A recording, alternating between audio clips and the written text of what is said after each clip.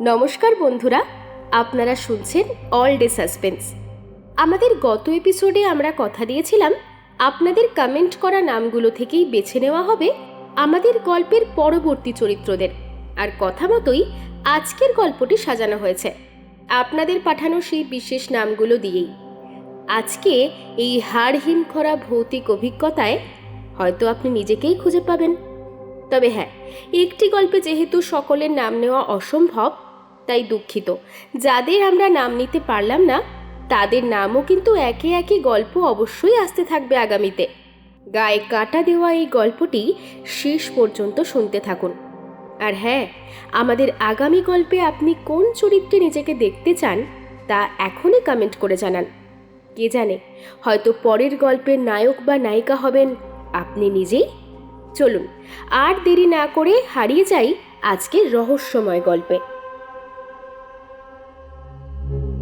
আমাদের গত এপিসোডে যারা যারা প্রশ্নের সঠিক উত্তর লিখেছিলেন তাদের নাম আজকের গল্পের শেষে ঘোষণা করা হবে। এবং আজও গল্পের মধ্যে থেকে আপনার জন্য থাকবে একটি বিশেষ প্রশ্ন। সেই প্রশ্নের সঠিক উত্তর সম্পূর্ণ গল্পটি মনোযোগ সহকারে শুনে গল্পের শেষে কমেন্ট করে জানাতে হবে। তাহলে চলুন শুরু করা যাক। শুরু হচ্ছে লেখক অনিকেত গুহর কলমে হাড় কাঁপানো ভূতের গল্প, শীতের রাতের সোয়েটার।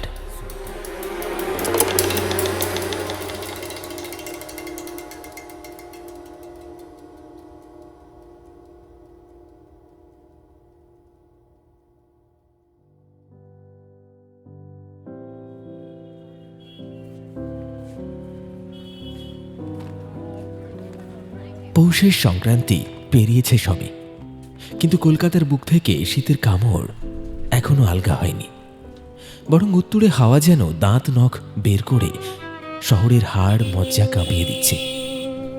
কলেজ স্ট্রিটের মোড়ে দাঁড়িয়ে মুন্না আড়ষ্ট হয়ে নিজের জ্যাকেটের কলারটা টেনে ধরল। হাড় কাঁপানো এই শীতে তার অবস্থা বেশ শোচনীয়। পরনের নেভি ব্লু জ্যাকেটটা আজ সকালেই হোস্টেলের স্যাঁতস্যাঁতে দেওয়ালে বেরিয়ে থাকা একটা জং ধরা পেরেকে আটকে বিশ্রীভাবে ছিঁড়ে গেছে। ডান দিকের পকেটের কাছ থেকে ঝুলে থাকা ছেঁড়া অংশটা সে বারবার হাত দিয়ে ঢাকার চেষ্টা করছে, কিন্তু এই কনকনে বাতাস যেন সেই ফাটল দিয়ে শরীরে ঢোকার পথ খুঁজে নিচ্ছে। একটু আগেই রুমমেট সুদীপকে বাসে তুলে দিয়ে এলো সে। বেচারা সুদীপের মুখটা শুকিয়ে আমসি হয়ে গেছে। হঠাৎ করেই দেশ থেকে খবর এলো ওর মায়ের শরীরটা বড্ড খারাপ। এই অসময়ে বাড়ি ফেরা বেশ ঝক্কির, কিন্তু উপায় নেই।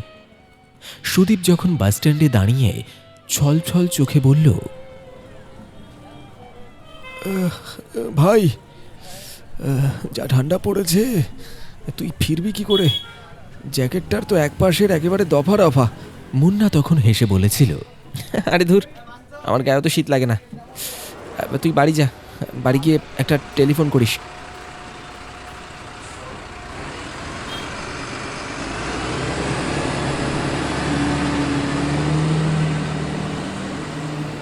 বাসটা ধোঁয়া ছেড়ে কুয়াশার মধ্যে মিলিয়ে যেতেই মুন্না টের পেল শীত কাকে বলে। কলেজ স্ট্রিটের বই পড়া জনপদ এখন অনেকটাই ফাঁকা। হ্যারিসন রোডের পুরনো বাড়িগুলোর মাথায় কুয়াশা জমে আছে ধোঁয়ার মতো। মুন্না ফুটপাথ ধরে হাঁটতে শুরু করল। গন্তব্য তার হোস্টেল, কিন্তু পা দুটো যেন নিজের ইচ্ছাতেই একটু ধীর লয়ে চলছে। পুরনো মেডিকেল কলেজের উল্টো দিকের ফুটপাথের শীতের সন্ধ্যায় এক অদ্ভুত জটলা।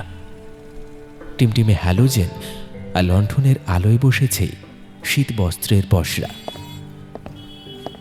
এই জায়গাটা মুন্নার চেনা, কিন্তু আজকের পরিবেশটা কেমন যেন অন্যরকম। এক কোণে বসে আছেন এক বৃদ্ধ বিক্রেতা। তার সামনে ডাইং করে রাখা নানান দেশের নানান সময়ের শীতের পোশাক। কোনোটা দামি ওভারকোট, কোনোটা কাশ্মীরি ফিরান, আবার কোনোটা সাহেবি আমলের লেদার জ্যাকেট। ধুলো আর ন্যাপথলিনের একটা বুনো গন্ধ নাকে এসে লাগলো মুন্নার। কি মনে করে সে এগিয়ে গেল দোকানটার দিকে। এলোমেলো স্তূপের মাঝে হঠাৎ তার চোখটা আটকে গেল একটা জিনিসের ওপর। গাঢ় মেরুন রঙের একটা ফুল হাতা উলের সোয়েটার। উলের বুননটা দেখলেই বোঝা যায় এটা মেশিনে বোনা নয়, হাতে বোনা। তাতে মিশে আছে অসামান্য যত্ন আর মমতা। ডিজাইনটা খুব সাধারণ নয়, বুকে ডায়মন্ড শেপের একটা বিশেষ নকশা, যা এখনকার দিনে সচরাচর দেখা যায় না। মুন্না হাত বাড়িয়ে সোয়েটারটা স্পর্শ করল। আচ্ছা দাদা, এটা একটু দেখি। উলটা কি নরম, দেখেন না, এই তো। অথচ হাতে ধরলে বেশ ভারী মনে হয়। একটা অদ্ভুত আভিজাত্য আছে পোশাকটার মধ্যে। কিন্তু সবচেয়ে আশ্চর্যের বিষয় হলো, সোয়েটারটা হাতে নিতেই মুন্নার মনে হলো এই জিনিসটা তার বড্ড চেনা, যেন বহু বছর আগে কোনো এক ধূসর স্মৃতিতে সে এই নকশা, এই রং সব দেখেছে। কিন্তু কিন্তু কোথায় মনে করতে পারল না। বৃদ্ধ বিক্রেতা ঘোলাটে চোখে তাকালেন, তারপর খসখসে গলায় বললেন, পছন্দ হয়েছে বাবু? হ্যাঁ, নিয়ে যান, সচ্চা পশম আছে, এখন আর এসব পাবেন না। মুন্না দ্বিধা ভরে দাম জিজ্ঞেস করল। বৃদ্ধ যে দামটা বললেন তা শুনে মুন্না অবাক। এত কম, এত জলের দর! জিনিসটা অ্যান্টিক পিস হিসেবেও অনেক দামি হওয়ার কথা। আর দেরি করল না সে, প্যান্টের পকেট থেকে বের করল তার চামড়ার মানি ব্যাগটা। বাবা গত বছর জন্মদিনে দিয়েছিলেন ওটা। বেশ ভারিক্কি মানি ব্যাগ। ভেতর থেকে নোটগুলো বের করে বৃদ্ধের হাতে গুঁজে দিয়ে সোয়েটারটা বগল দাবা করল মুন্না। ছেঁড়া জ্যাকেটের ওপর দিয়ে ঠান্ডা বাতাস লাগলেও বগলের ওই মেরুন সোয়েটারটার উষ্ণতা তাকে এক অদ্ভুত আরাম দিল। ফুটপাথ ধরে হাঁটতে হাঁটতে মুন্নার মনটা চলে গেল সুদূর পূর্ব বর্ধমানে। তাদের গ্রামটা ঠিক যেন ছবির মতো। চৌধুরী পরিবার বলতে এক ডাকে চেনে সবাই। মুন্না অর্থাৎ মৃণাল চৌধুরী সেই বনেদি পরিবারেরই ছোট ছেলে। তাদের বাড়িতে দুর্গাপুজোর সময় যে জৌলুস হয় তা দেখবার মতো। বাবা চেয়েছিলেন ছেলে ব্যবসা দেখাশোনা করুক, কিন্তু মুন্নার ঝোঁক ছিল ইতিহাসে, তাই এমএ পড়তে আসা এই কলকাতায়। এখন সে দ্বিতীয় বর্ষের ছাত্র। বাড়ির জন্য মনটা কেমন করে ওঠে মাঝে মাঝে। ভাবতে ভাবতে মনে পড়ল সামনেই তো ছুটি। বাড়ি যাওয়ার সময় বাবার জন্য একটা ভালো কাশ্মীরি শাল আর মায়ের জন্যে একটা হালকা রঙের চাদর নিয়ে যেতে হবে। মা বড় খুশি হবেন। এসব 7-5 ভাবতে ভাবতে কখন যে হোস্টেলের গেটে পৌঁছে গেছে তার খেয়াল নেই।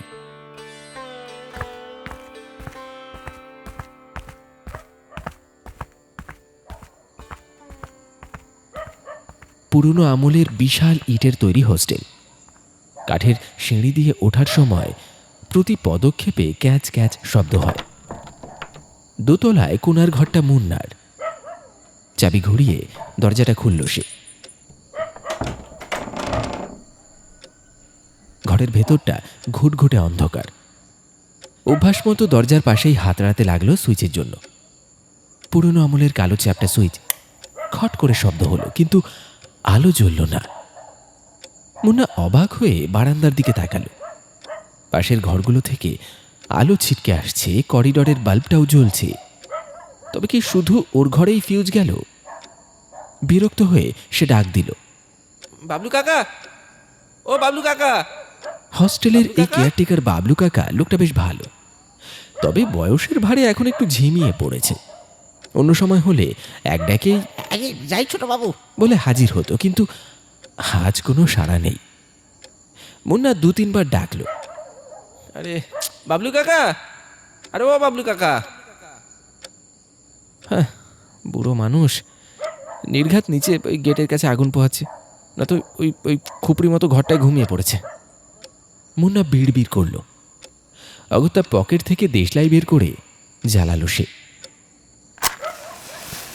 পড়ার টেবিলের ওপর রাখা মোমবাতিটা ধরাতেই এক ফালি হলুদ আলোয় ঘরটা আংশিক আলোকিত হয়ে উঠল। ছায়াগুলো নেচে উঠল দেয়ালে।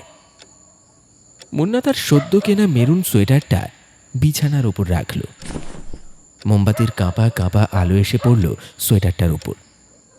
আর তখনই তার বুকের ভেতরটা ছ্যাঁত করে উঠল। বিছানায় রাখা সোয়েটারটাকে দেখে মনে হচ্ছে না ওটা কোনো জড় বস্তু। আলো আঁধারিতে সোয়েটারটা ফুলে আছে, যেন কেউ ওটা পরে শুয়ে আছে বিছানায়। ভাঁজে ভাঁজে জীবন্ত মানুষের শরীরের আদল। হাতাগুলো এলিয়ে আছে এমনভাবে যেন যেন এখনই নড়ে উঠবে। মুন্না চোখ কচলে আবার তাকালো। না, সোয়েটারটাই তো। কিন্তু ওই পরিচিত নকশাটার দিকে তাকিয়ে আবার সেই অস্বস্তিটা ফিরে এলো। বুকের ভেতর একটা অস্পষ্ট স্মৃতি নাড়াচাড়া দিয়ে উঠছে। খুব চেনা, খুব আপন, অথচ মনে পড়ছে না কোথায় দেখেছে সে এটা।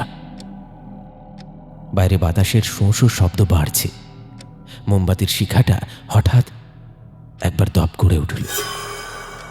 মুন্নার মনে হলো সোয়েটারটা যেন এই আধো অন্ধকারে তার দিকেই তাকিয়ে আছে। সোয়েটারটা হাতে নিলে অনুভব করে ওটা যেন আগে থেকেই সামান্য গরম হয়ে আছে, যেন কেউ এইমাত্র ওটা খুলে রাখল। মুন্না সোয়েটারটা তুলে নাকের কাছে ধরল। একটা গন্ধ, খুব চেনা অথচ বড্ড পুরনো। ন্যাপথালিনের কড়া গন্ধের আড়ালে লুকিয়ে আছে হালকা কোনো বিলিতি তামাক বা চামড়া জাতীয় কিছুর গন্ধের মিশেল। গন্ধটা নাকে যেতেই মস্তিষ্কের কোনো এক অন্ধকার কুঠুরিতে যেন একটা জোর ধাক্কা লাগলো। কোথায় কোথায় কোথায় দেখেছি এটা? হ্যাঁ, কোথায় দেখেছি? মুন্না নিজের মনেই বিড়বিড় করল। স্মৃতির ধুলো ঝাড়তে ঝাড়তে তার মনে ভেসে উঠল তার বর্ধমানের গ্রামের বাড়ির কথা। সেই বিশাল ঠাকুর দালান, পুরনো সিন্ধুক আর বাড়ির বড় কর্তাদের গম্ভীর সব তৈলচিত্র। আচ্ছা, এই সোয়েটারটা কি দাদুর কোনো পুরনো ছবির সঙ্গে মিলছে, নাকি নাকি ছোট কাকার আলমারিতে দেখা কোনো বাতিল পোশাক? না, ঠিক মিলছে না। এটা আরো আভিজাত্যপূর্ণ, আরো রহস্যময়। মনে হচ্ছে এই সোয়েটারটার একটা নিজস্ব ইতিহাস আছে, একটা গল্প আছে যা মুন্না জানে কিন্তু মনে করতে পারছে না।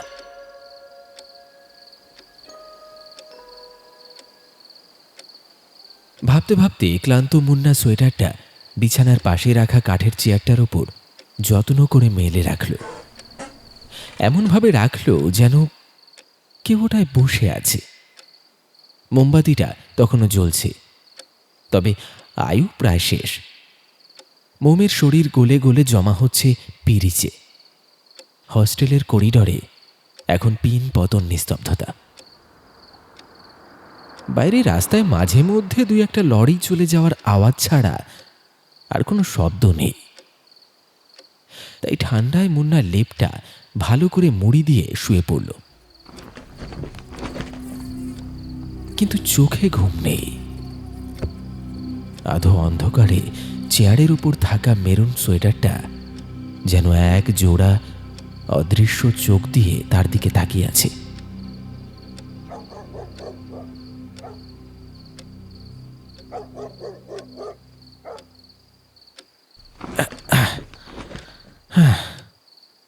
পাশ ফিরল মুন্না। ক্লান্ত শরীর একসময় ঘুমের অতলে তলিয়ে গেল, কিন্তু সেই ঘুম শান্তির হলো না। স্বপ্নে মুন্না দেখল সে এক দীর্ঘ অন্ধকার বারান্দা দিয়ে হাঁটছে। এটা তাদের হোস্টেল নয়, আবার গ্রামের বাড়িও নয়। চারদিকে ঘন কুয়াশা আর মেঝেতে জমাট বাঁধা ধুলো।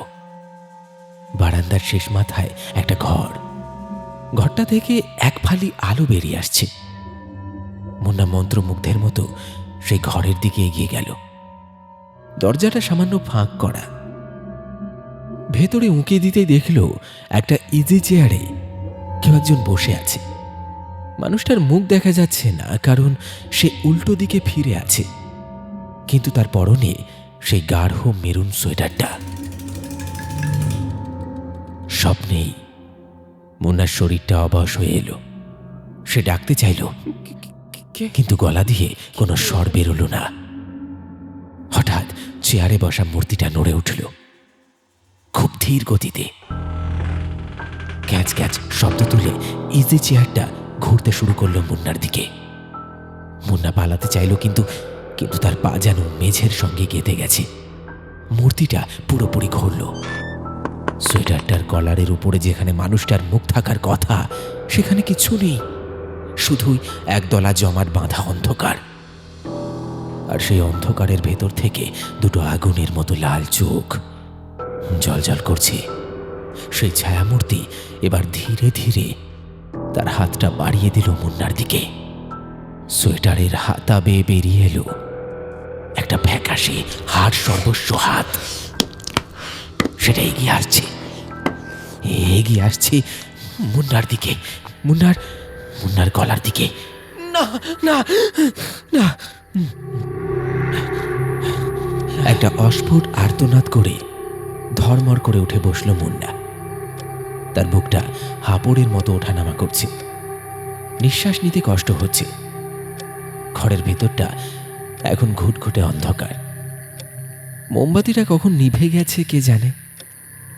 জানলার কাঁচ ভেদ করে রাস্তার ল্যাম্পপোস্টের সামান্য আলো ঘরে এসে পড়েছে।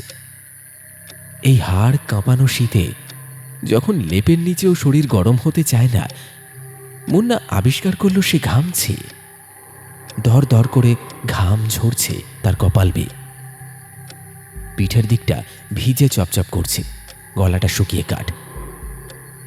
হৃৎপিণ্ডের ধপধপ শব্দ সে যেন নিজেই শুনতে পাচ্ছে তার কানের পর্দায়। হাতড়ে হাতড়ে সে বিছানার পাশে রাখা জলের বোতলটা খুঁজল। কতটা জল খেয়ে একটু ধাতস্থ হওয়ার চেষ্টা করল।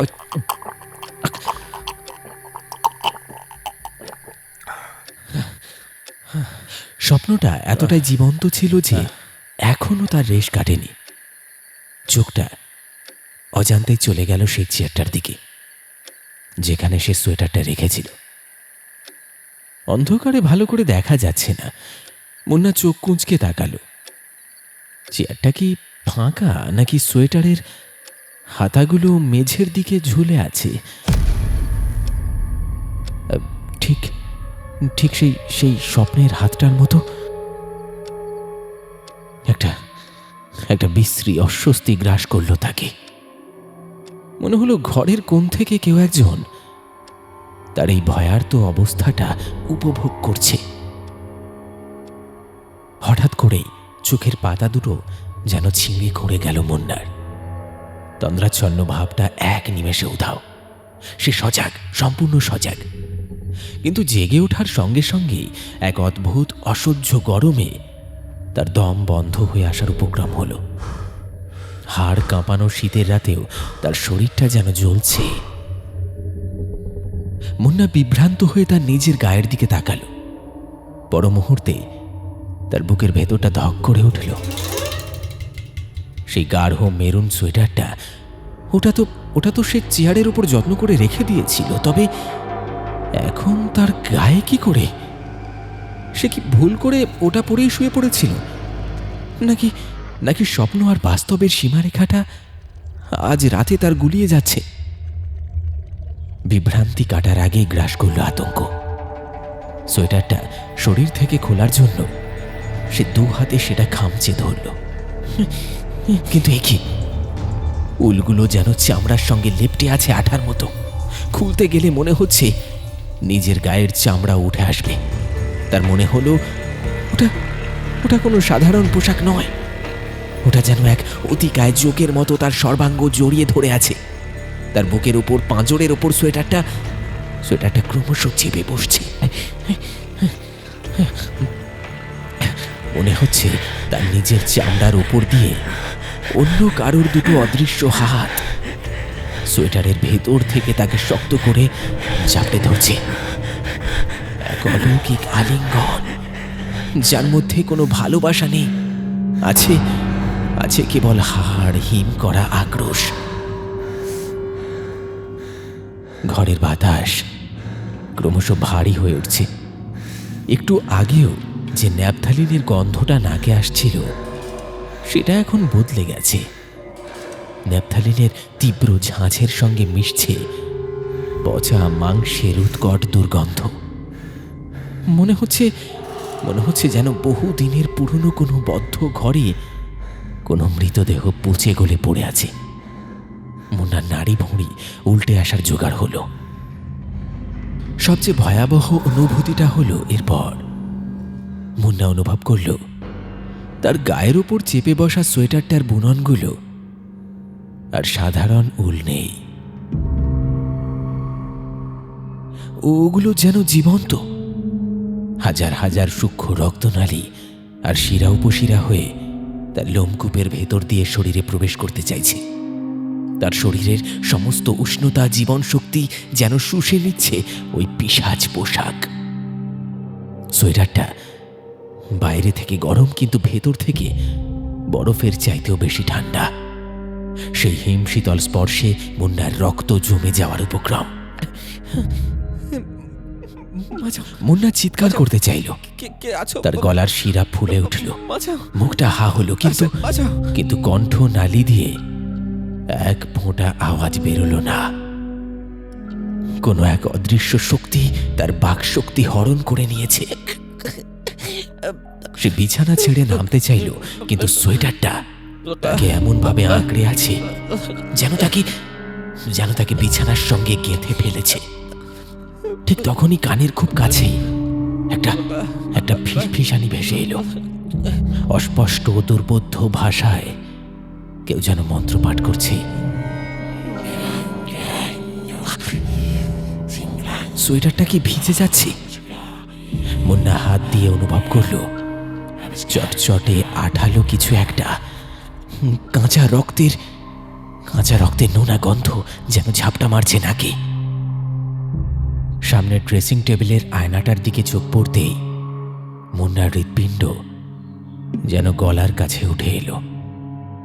আবছা আলো এসে দেখল সোয়েটারের সেই ডায়মন্ড শেপের নকশাগুলোর ফাঁক দিয়ে সত্যি একজোড়া চোখ পিট পিট করে তার দিকে তাকিয়ে আছে। মানুষের চোখ, কিন্তু তাতে প্রাণের লেশ মাত্র নেই। আছে কেবল আদিম হিংস্রতা। মুন্নার সহ্যের সীমা অতিক্রান্ত। সে পাগলের মতো হাত পা ছুঁড়তে লাগলো। এক অসম যুদ্ধ, নিজের সঙ্গে নিজের লড়াই। যখন মনে হচ্ছে দমটা এখনই ফুরিয়ে যাবে, ঠিক তখনই হোস্টেলের নিচের রাস্তা দিয়ে ভেসে এলো এক করুণ অথচ গম্ভীর সমবেত ধ্বনি। খোল করতালের শব্দের সঙ্গে হরি নামের ধ্বনি। রাতবিরেতে কেউ মারা গেছে, তাকেই শ্মশানে নিয়ে যাওয়া হচ্ছে। আশ্চর্যজনকভাবে ওই হরি নামের পবিত্র ধ্বনি কানে আসতেই মুন্নার শরীরের ওপর চেপে বসা সেই পৈশাচিক চাপটা যেন আলগা হয়ে গেল। সোয়েটারটা শিথিল হয়ে এলো, যেন তার প্রাণ শক্তি স্তিমিত হয়ে গেছে বাইরের ওই নাম সংকীর্তনে। এই সুযোগ মুন্না তার সর্বশক্তি দিয়ে হ্যাঁচকা টানে সোয়েটারটা শরীর থেকে খুলে ফেলল। একদলা মাংসপিণ্ডের মতো সেটাকে ছুঁড়ে মারল দরজার দিকে। সোয়েটারটা মেঝেতে পড়ে যেন কুঁকড়ে গেল। মুন্না হাঁপাচ্ছে, বুকের খাঁচাটা ওঠানামা করছে হাবড়ের মতো। সে টলতে টলতে গিয়ে জলের জগটা তুলে নিয়ে গ্লাস নেওয়ার সময় ঢকঢক করে আবার জল খেল। জলটা গলা দিয়ে নামতেই একটু স্বস্তি পেল, কিন্তু ভয়টা কাটল না। এই ঘরে আর এক মুহূর্ত থাকা অসম্ভব। দম বন্ধ হয়ে আসছে তার। মনে হচ্ছে দেওয়ালগুলো তাকে পিষে মারতে আসছে। সোয়েটারটা ওটাকে এক্ষুনি বিদায় দিতে হবে।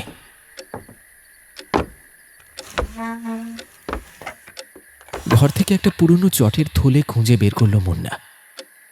দরজার কাছে পড়ে থাকা মেরুন রঙের বস্তুটাকে সে আর হাত দিয়ে স্পর্শ করার সাহস পেল না। একটা স্কেল দিয়ে ঠেলে কোনো মতে সেটাকে থলেতে ভরল। এক মুহূর্ত দেরি না করে দরজা খুলে বেরিয়ে এলো বাইরে। করিডোর পার হয়ে নিচে নেমে এলো। হোস্টেলের মেন গেট বন্ধ, কিন্তু পেছনের ছোট গেটটা খোলা থাকে। মুন্না সেই পথেই পা বাড়ালো। বাইরের কনকনে বাতাসটা এখন আর গায়ে লাগছে না, বরং আগুনের মতো তপ্ত শরীরে সেটা আরামই দিচ্ছে। পকেট থেকে সিগারেটের প্যাকেটটা বের করে কাঁপা হাতে একটা ধরালো।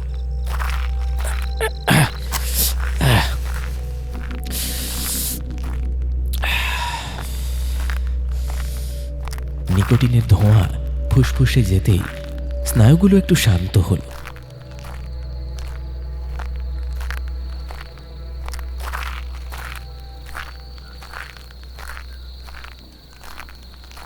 হোস্টেলের পেছনেই সরু মোরামের রাস্তা, বাঁদিকে বিশাল পুকুর আর তার পাড় ঘেঁষে ঘন বাঁশঝাড়। দিনের বেলাতেও জায়গাটা চমচমে থাকে, আর এখন তো গভীর রাত। মুন্না দ্রুত পায়ে পুকুর পাড়টা পার হয়ে পশ্চিম দিকের খোলা মাঠটার কাছে এসে পড়ল। বিশাল প্রান্তর, কোনো জনবসতি নেই, অফিস কাছারি কিছুই নেই। ধু ধু করছে চরাচর। কুয়াশার চাদরে ঢাকা মাঠটাকে মনে হচ্ছে এক অতিকায় শ্বেত শুভ্র সমুদ্র। সুদীপের সঙ্গে বিকেলের দিকে এখানেই হাঁটতে আসে সে। তখন জায়গাটা কত মনোরম লাগে। আর আজ মনে হচ্ছে এই মাঠের প্রতিটা ঘাস, প্রতিটা ধূলিকণা যেন কোনো অশুভ সংকেত বহন করছে। মাঠের এক প্রান্তে একটা গর্ত মতো জায়গা আছে, যেখানে এলাকার আবর্জনা ফেলা হয়। মুন্না সেই দিকটা লক্ষ্য করে এগিয়ে গেল। জুতোর নিচে শুকনো পাতা আর কাঁকড় মরমর করে উঠছে। গর্তটার সামনে দাঁড়িয়ে সে হাতের থলেটা, যার ভেতরে সেই অভিশপ্ত সোয়েটারটা আছে, সেটাকে সর্বশক্তি দিয়ে ছুঁড়ে মারল নোংরা স্তূপের মধ্যে।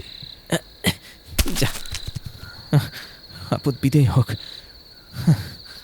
মনে মনে বলল সে। কাজ শেষ, এবার ফেরা যাক। মুন্না যেই না উল্টো দিকে ঘুরেছে, তার পা দুটো যেন মাটির সাথে গেঁথে গেল। বুকের ভেতরের রক্তটা যেন ছলকে উঠল। একটু দূরে কুয়াশার আস্তরণ ভেদ করে একটা অবয়ব দাঁড়িয়ে আছে।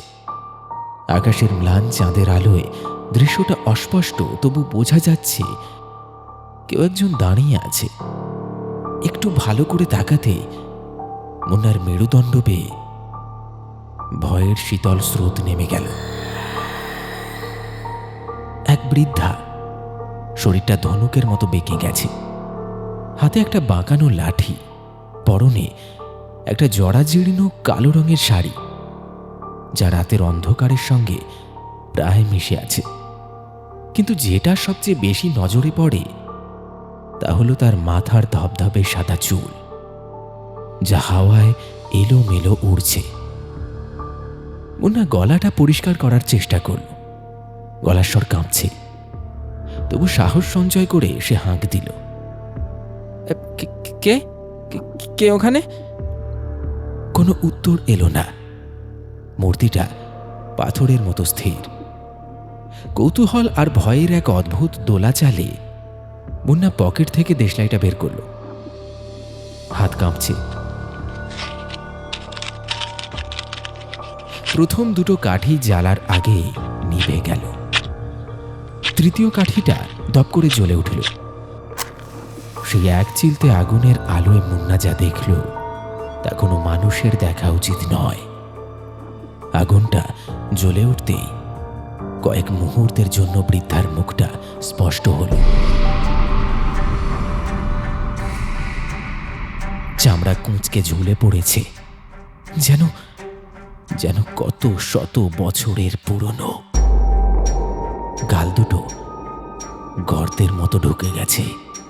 আর চোখের কোটরে কোনো মনি নেই, আছে কেবল অন্তহীন অন্ধকার গহ্বর। সেই গর্ত দুটো যেন শুষে নিতে চাইছে মুন্নার অস্তিত্ব। বৃদ্ধা তার দিকে তাকিয়ে আছে, নাকি তাকিয়ে নেই, যেন অপেক্ষা করছে। দেশলাই কাঠিটা পুড়ে আঙুলে ছ্যাঁকা লাগতে হাত থেকে পড়ে গেল। আবার সব অন্ধকার, যেন দ্বিগুণ আক্রোশে গ্রাস করল চারপাশ। কিন্তু সেই অন্ধকারের বুক চিরে সহসা এক হাড় হিম করা হাসি ভেসে এলো।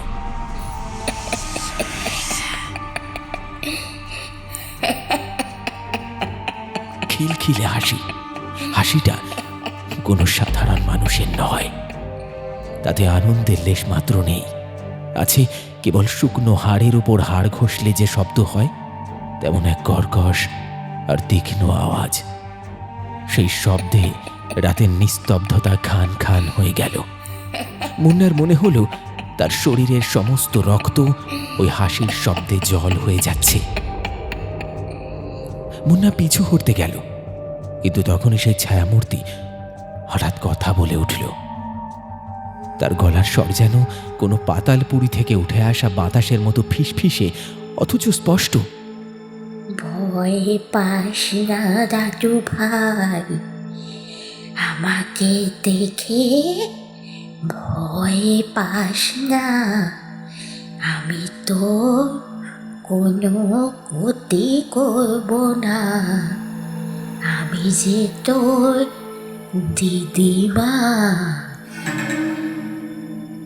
তোকে বাঁচাতে এসেছি রে। দিদিমা শব্দটা কানে আসতেই মুন্নার মস্তিষ্কে একটা জোর ধাক্কা লাগলো। স্মৃতির পাতাগুলো এলোমেলো হয়ে গেল। দিদিমা, সে কবে? মুন্না যখন খুব ছোট তখন তার দিদিমা মারা গিয়েছিলেন। আচ্ছা, মনে পড়ে সেই দিদার শেষ সময়ে মা তাকে কিছুতেই ও ঘরে যেতে দেননি। সে দরজার ফাঁক দিয়ে দেখেছিল দিদার ঘরটা ধূপ আর ধুনোর গন্ধে অন্ধকার হয়ে থাকত। কিন্তু যে মানুষটা এত বছর আগে চিতাগ্নিতে ভস্মীভূত হয়েছে, সে আজ এই কুয়াশাচ্ছন্ন মাঠে ফিরে আসে কি করে? মুন্নার মনের ভাবটা বুঝতে পেরে যেন বৃদ্ধা দীর্ঘশ্বাস ফেললেন। অবাক হচ্ছিস? ভাবছিস মরে গিয়েও শান্তি পাইনি কেন? ঠিক ধরেছিস, আমি যে মুক্তি পাইনি রে দাদু ভাই। প্রেত জনিতে আটকে আছি। আমার করা পাপ আমাকে মৃত্যুর পরেও কুড়ে কুড়ে খাচ্ছে। আর সেই পাপের ফসলই আজ ঘুরে ফিরে তোর ঘাড়ে এসে পড়েছে। কর্মফল, এই সবই কর্মফল। মুন্না কাঁপা গলায় বলল, পাপ? কিসের পাপ দিদা? তুমি তো সাধনা করতে, মা বলতো তুমি ঈশ্বরকে ডাকতে। বৃদ্ধা এবার লাঠিতে ভর দিয়ে একটু এগিয়ে এলেন। কুয়াশার মধ্যে তার সাদা চুলগুলো সাপের মতো উড়ছে। তিনি বলতে শুরু করলেন, সাধনা, হ্যাঁ সাধনা আমি করেছিলাম বটে। সংসার, স্বামী, কন্যা, সন্তান সব মায়া ত্যাগ করে আমি শ্মশানে গিয়েছিলাম। আমি সাধারণ গৃহবধূ থাকতে চাইনি। আমি চেয়েছিলাম শক্তি, আকিনী তন্ত্র, ডামর তন্ত্র শুনলে সাধারণ মানুষের হৃদকম্প হবে। দেবী স্বপ্নে আদেশ দিয়েছিলেন, তাই এই পথে নেমেছিলাম। কিন্তু দাদু ভাই, তন্ত্রের পথ বড় পিচ্ছিল। তান্ত্রিক হতে গেলে ষড়রিপু, কাম, ক্রোধ, লোভ, মোহ, মদ, মাৎসর্য, এদের জয় করতে হয়। আমি মন্ত্রে সিদ্ধ হয়েছিলাম ঠিকই, কিন্তু নিজের মনকে জয় করতে পারিনি। আমার ভিতরেও হিংসা জেগেছিল, আর সেই হিংসায় কাল হলো। একটু থেমে বৃদ্ধা আবার বলতে লাগলেন, তার গলার স্বরে এখন গভীর অনুতাপ। তোর মা মৌসুমীর যখন বিয়ে হলো তোর বাবার সঙ্গে, তখন আমি খুব খুশি হয়েছিলাম। চৌধুরী বাড়ির বড় মেজাজ, প্রচুর ধন দৌলত। তোর জ্যাঠামশাইয়ের ব্যবসায় বিরাট নাম। কিন্তু বছর দুয়েক ঘুরতে না ঘুরতেই সুখের ঘরে আগুন লাগলো। তোর জ্যাঠামশাই তখন বিয়ে করেছে, তার বউ ওর পিতার ঘরে পর পর সন্তান এলো। আর ওইদিকে তোর মা বেচারি মৌসুমী তখনও নিঃসন্তান। এই নিয়ে শাশুড়ির গঞ্জনা, আত্মীয়দের বাঁকা কথা তোর মার সইতে পারত না। বৃদ্ধার চোখ দুটো অন্ধকারে জ্বলে উঠল সেই পুরনো দিনের কথা মনে করে। অমাবস্যার রাতে মৌসুমী আমার ডেরায় এসে কান্নায় ভেঙে পড়ে বলল,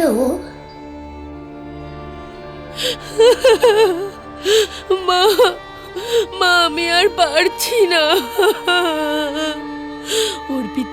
অর্পিতা দিদি আবার মা হতে চলেছে, আর আমাকে সবাই বাজা বলে ডাকছে। মা, তুমি কিছু করো মা, তোমার তো অনেক ক্ষমতা। মেয়ের চোখের জল আমি সইতে পারিনি, কিন্তু তখন আমার মাথায় এক শয়তানি বুদ্ধি এলো। সাধনার অহংকারে আমি অন্ধ হয়ে গিয়েছিলাম। আমি ভাবলাম প্রকৃতির নিয়ম আমি বদলে দেব। মুন্না মন্ত্রমুগ্ধের মতো শুনছে, তার গা দিয়ে ঠান্ডা ঘাম ঝরছে। বৃদ্ধা বলে চললেন, আমি মৌসুমীকে বললাম, চুপ কর মা, আমি সব ঠিক করে দেব। ওর পিতার পেটের সন্তান যদি ওর পেটে না বেড়ে তোর গর্ভে জন্ম নেয়, তবে কেমন হয়? তোর মা চমকে উঠেছিল, বলেছিল,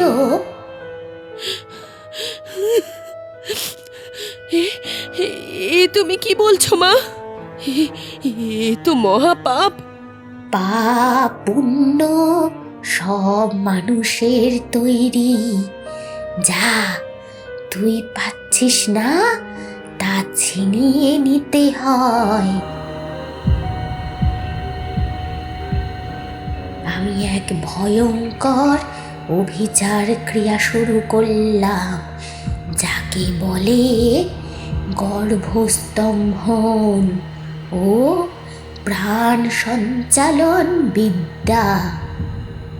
আমি নিজের হাতে উল দিয়ে একটা সোয়েটার বুনতে শুরু করলাম। ওটা সাধারণ সোয়েটার ছিল না দাদু ভাই, প্রতিটা কাঁটার বুননে আমি মন্ত্র পড়েছিলাম, আর ওই উলের সঙ্গে মিশিয়ে দিয়েছিলাম আমার নিজের মাথার পাকা চুল। মাঘ মাসের ঘোর অমাবস্যায় আমি ওই সোয়েটারটা মৌসুমীর হাতে দিয়ে বললাম, এটা তোর যাকে উপহার দিবি, বলবি আমি পাঠিয়েছি ওর অনাগত সন্তানের মঙ্গলের জন্য, ও যেন এটা পড়ে থাকে। ওর পিতা সরল মনে সেই উপহার গ্রহণ করেছিল, আর তারপর বৃদ্ধার গলাটা কেঁপে উঠল। তারপর শুরু হলো সর্বনাশ। সোয়েটারটা গায়ে দেওয়ার পর থেকেই ওর পিতা শুকিয়ে যেতে লাগলো। তার শরীরের সমস্ত রক্ত, মাংস, জীবন শক্তি ওই সোয়েটারটা শুষে নিতে লাগলো। মাস দুয়েকের মধ্যে ওরে পিতার গর্ভের সন্তান শুকিয়ে পাথর হয়ে গেল পেটের ভেতর। ওরে পিতা নিজেও বাঁচল না, রক্ত বমি করে মারা গেল। আর ঠিক সেই সময়, সেই একই সময়ে তোর মায়ের পেটে তুই এলি। মুন্নার পায়ের তলার মাটি যেন সরে যাচ্ছে মনে হলো। তার জন্ম তাহলে এক হত্যার ইতিহাসের ওপর দাঁড়িয়ে। বৃদ্ধা বলে চললেন, কিন্তু আমি একটা ভুল করেছিলাম। তন্ত্রে আবেগের কোনো স্থান নেই। আমি মেয়ের মায়ায় পড়ে নিষিদ্ধ ক্রিয়া করেছিলাম। ওর পিতা আর তার অনাগত সন্তান মরে গিয়েও মুক্তি পেল না। তাদের অতৃপ্ত আত্মা, তাদের পঞ্জীভূত আক্রোশ আর অভিশাপ ওই সোয়েটারের প্রতিটি সুতোয়, আমার দেওয়া ওই চুলের বাঁধনে আটকা পড়ে গেল।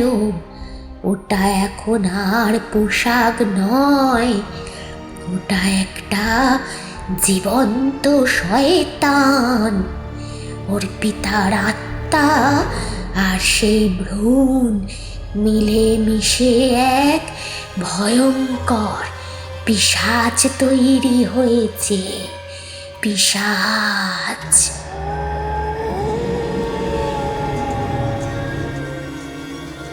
এত বছর ওটা ঘুরছিল নানান হাতে, কিন্তু পাপ কি আর চাপা থাকে?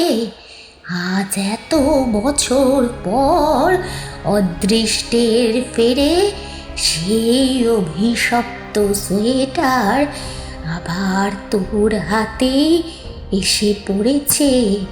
ওটা তোর প্রাণ নিতে চায় দাদু ভাই। ওটা তোর মায়ের ঋণের শোধ তোর রক্ত দিয়ে করতে চায়। আমি মরে গিয়েও শান্তি পাইনি। এখানে পাহারাদার হয়ে ঘুরে বেড়াচ্ছি, যদি কোনোভাবে এই পাপের প্রায়শ্চিত্ত করতে পারি। মুন্না সভয়ে আবর্জনার স্তূপের দিকে তাকালো। মনে হলো সেই মেরুন রঙের সোয়েটারটা যেন নড়ে চড়ে উঠছে। যেন থলেটা ছিঁড়ে বেরিয়ে আসতে চাইছে এখনই।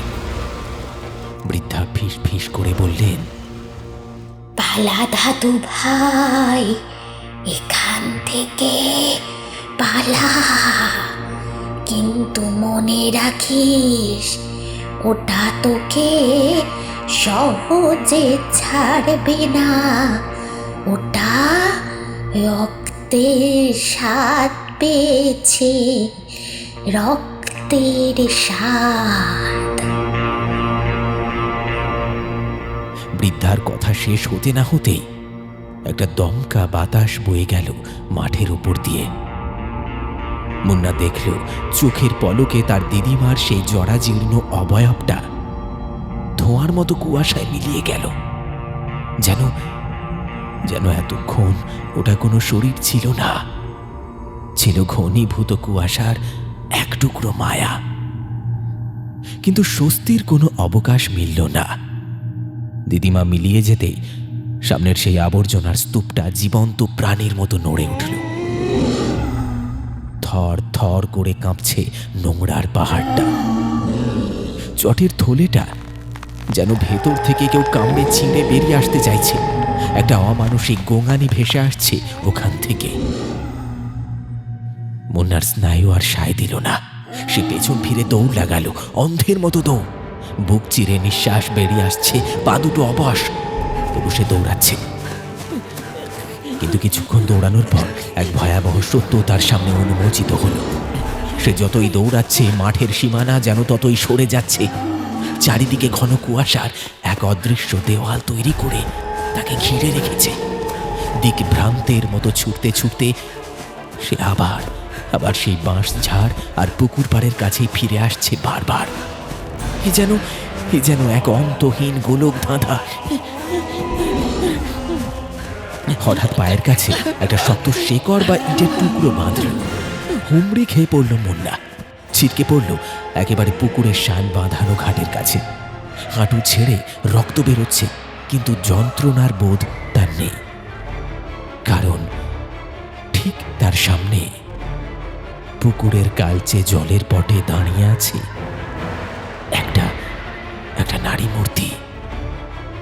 পরনে টকটকে লাল বেনারসি, কিন্তু সেটা জলে ভিজে শরীরের সঙ্গে লেপ্টে আছে।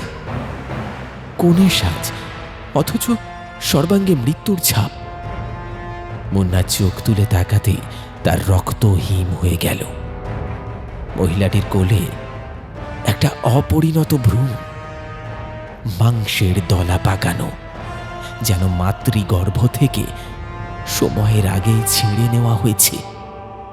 আর সেই ভ্রূণের নাভি থেকে একটা লম্বা নাড়ি সাপের মতো ঝুলে রয়েছে নিচে, যার শেষ প্রান্তটা লুটিয়ে আছে কাদা মাখা মাটিতে। মহিলাটির মুখ ফ্যাকাশে, কিন্তু চোখ দুটো দিয়ে অনবরত ঝরছে টপ টপ করে জল। না না, নালা জল নয়, রক্ত মিশ্রিত জল। সেই দৃষ্টিতে কোনো রাগ নেই, আছে এক বুক চাপা হাহাকার, তীব্র অধিকার বোধ। মুন্না অনুভব করল তার বুকের ভেতরটা ফাঁকা হয়ে যাচ্ছে। মনে হচ্ছে তার নিজের শরীরের প্রাণশক্তি, তার আত্মাটা যেন খাঁচা ভেঙে বেরিয়ে ওই মাংসপিণ্ডটার দিকে ছুটে যেতে চাইছে। যেন ওই ভ্রূণটাই তার আসল আধার, আর তার বর্তমান শরীরটা কেবল একটা ধার করা খোলস। না না না না না, আমি আমি আমি আসবো না, আমি আসবো না, আসবো না, আমি আসবো না, আসবো না। মুন্না প্রাণপণ শক্তিতে চিৎকার করে উঠল। সে হামাগুড়ি দিয়ে পিছিয়ে যেতে চাইল, কিন্তু লাল বেনারসি পরা সেই ছায়ামূর্তি কোনো কথা বলল না। শুধু তার নীলচে ঠোঁটের কোণে ফুটে উঠল একটা হাড় হিম করা নিঃশব্দ হাসি। সেই হাসি যেন মুন্নার অস্তিত্বকে অস্বীকার করল। চারদিক থেকে অন্ধকার ধেয়ে এলো। তার চেতনা লুপ্ত হওয়ার ঠিক আগের মুহূর্তে মুন্না দেখল সেই নারীটা যেন সাপের মতো এঁকে বেঁকে তার দিকে এগিয়ে আসছে। আর তারপর সব শূন্য, শুধুই শুধুই অন্ধকার।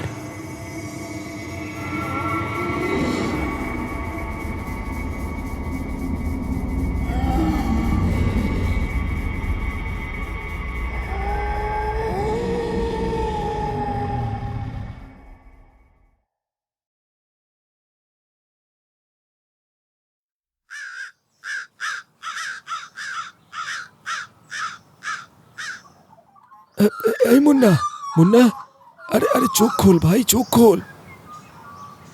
খুব চেনা একটা গলার ডাক শুনে মুন্নার চোখের পাতা নড়ল। অনেক কষ্টে চোখ মেলল সে। তীব্র আলোয় চোখ ধাঁধিয়ে যাচ্ছে। সে কোথায়?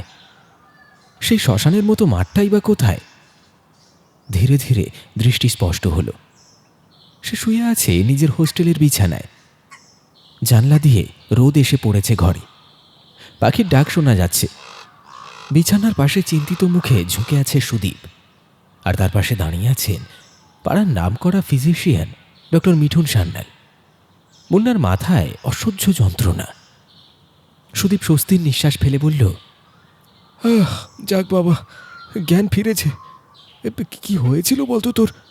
আমি আজ ভোর রাতে বাস থেকে নেমে হোস্টেলে এলাম। রুমে ঢুকে দেখি তুই নেই। সারা হোস্টেল খুঁজলাম, শেষে দেখি পেছনের গেটের বাইরে ওই নুড়ি পাথরের রাস্তার ওপর তুই অজ্ঞান হয়ে পড়ে আছিস। শরীরটা বরফের মতো ঠান্ডা। মুন্না ফ্যাল ফ্যাল করে তাকিয়ে রইল।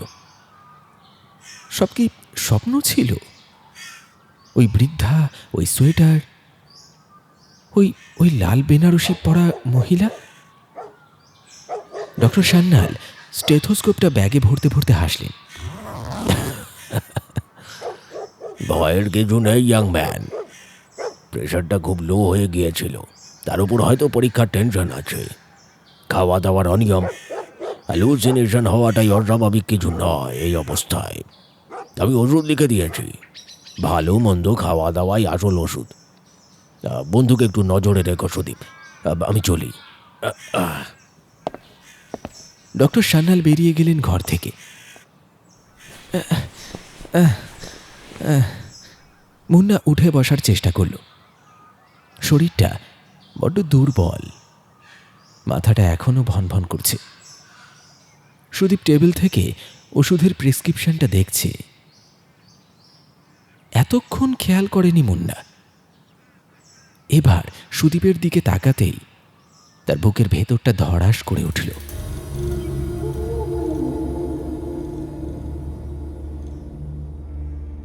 নিঃশ্বাস আটকে গেল গলায়। জানলার বাইরে ঝলমলে রোদ হঠাৎ করেই যেন ফিকে হয়ে গেল মুন্নার চোখে। সুদীপের গায়ে সেই সোয়েটারটা, সেই গাঢ় মেরুন রং, সেই ডায়মন্ড শেপের পরিচিত নকশা, সেই হুবহু একই বুনন।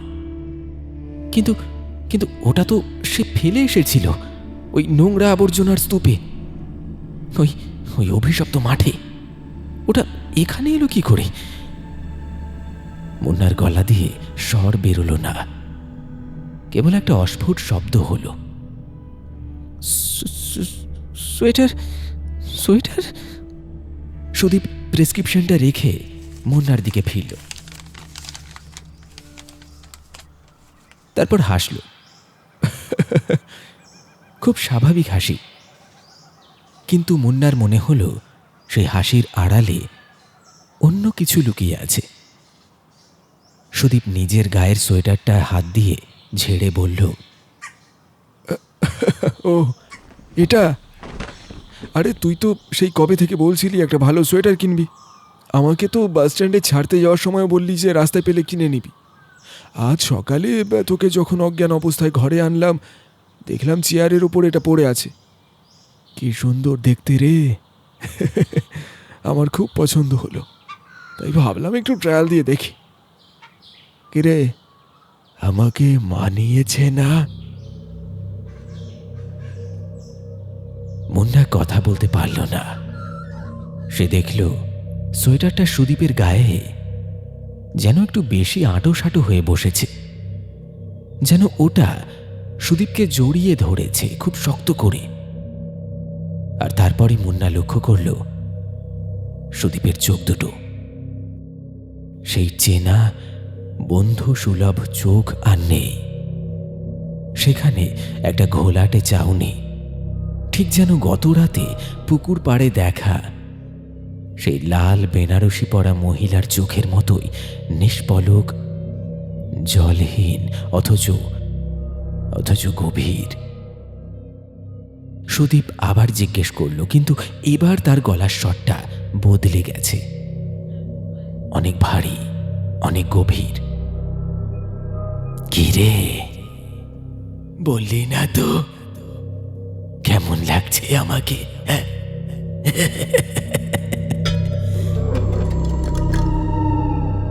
সেই মুহূর্তে ঘরের চারিদিকে বাতাস ফিস ফিস করে উঠল।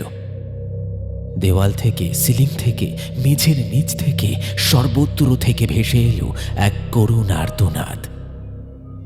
মুন্নার দিদিমার গলা, খুব অস্পষ্ট, কিন্তু মুন্না শুনতে পেল। পালা দাদু ভাই পালা, এবার আর রক্ষা নেই, ওটা নতুন শরীর পেয়ে গেছে, পালা। মুন্না বুঝল খেলা শেষ হয়নি, খেলা কেবল শুরু হলো। অর্পিতা আর তার সন্তানের অতৃপ্ত আত্মা এখন সুদীপের শরীরে দখল নিচ্ছে, আর তার লক্ষ্য মুন্না নিজে। কারণ ওই সোয়েটারের প্রতিটি সুতোয় বোনা আছে তার বংশের পাপ, যা তাকে তিলে তিলে শেষ না করে ছাড়বে না। সুদীপ ধীরে ধীরে এগিয়ে আসছে বিছানার দিকে। তার ঠোঁটে লেগে আছে সেই রহস্যময় নিষ্ঠুর হাসি। বাইরে শীতের রোদ ঝলমল করছে, কিন্তু মুন্নার ঘরের ভেতর নেমে এলো এক চিরস্থায়ী অমাবস্যা।